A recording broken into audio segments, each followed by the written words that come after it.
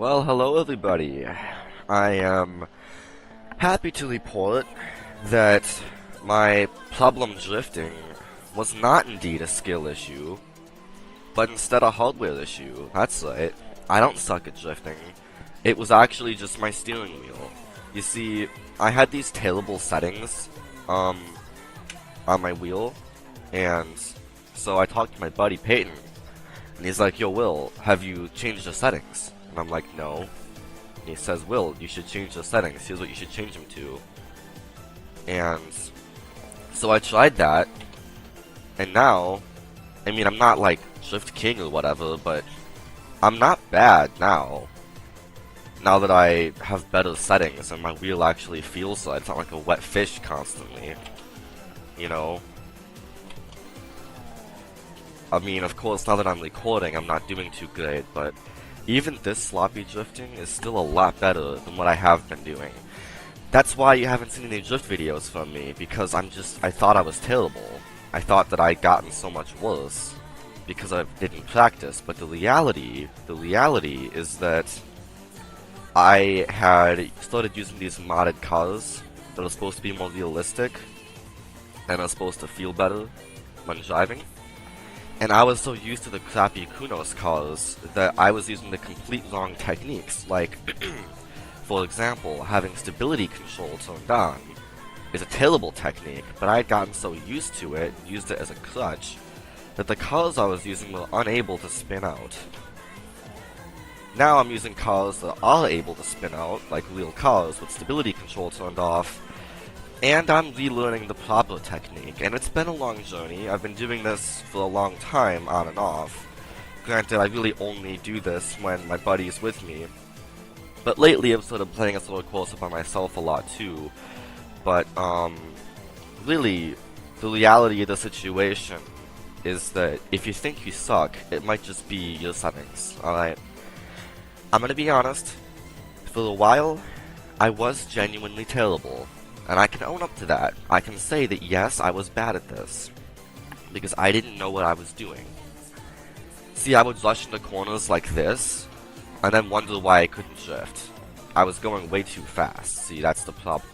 That's part of the problem. Other problems may include you aren't turning the wheel fast enough, or you're turning it too fast. See, you want a high centering force. A high recentering force, rather. So, if your wheel isn't grappling back to the other side, like, if I'm going into this corner, my wheel will automatically grapple to the left side because I'm turning right. The wheel automatically compensates for whatever stupid shit you're doing. And so, if your wheel isn't doing that, if you have to turn it manually, something's really wrong. I mean, on Xbox, that's how it works. It behaves like a wet fish, right? It doesn't do anything. But if you're on PC, and your Logitech G920 is not recentering like that, you're gonna have to look into your settings. First on G-Hub, right? Then on a subtle cursor, whatever program it is you're running. Because if you don't have a recentering force, it's gonna be really hard to drift. Because if you have to whip that steering wheel all the way around yourself, that is just such a pain, you know? But if it does it for you, and you just gotta catch it at the right point, and guide it from there a little bit, then it's all good. And also, just to show my honesty, normally if I'm doing a video like this, I would record a pre-made voiceover, and it sounds very robotic because it's pre-made, right?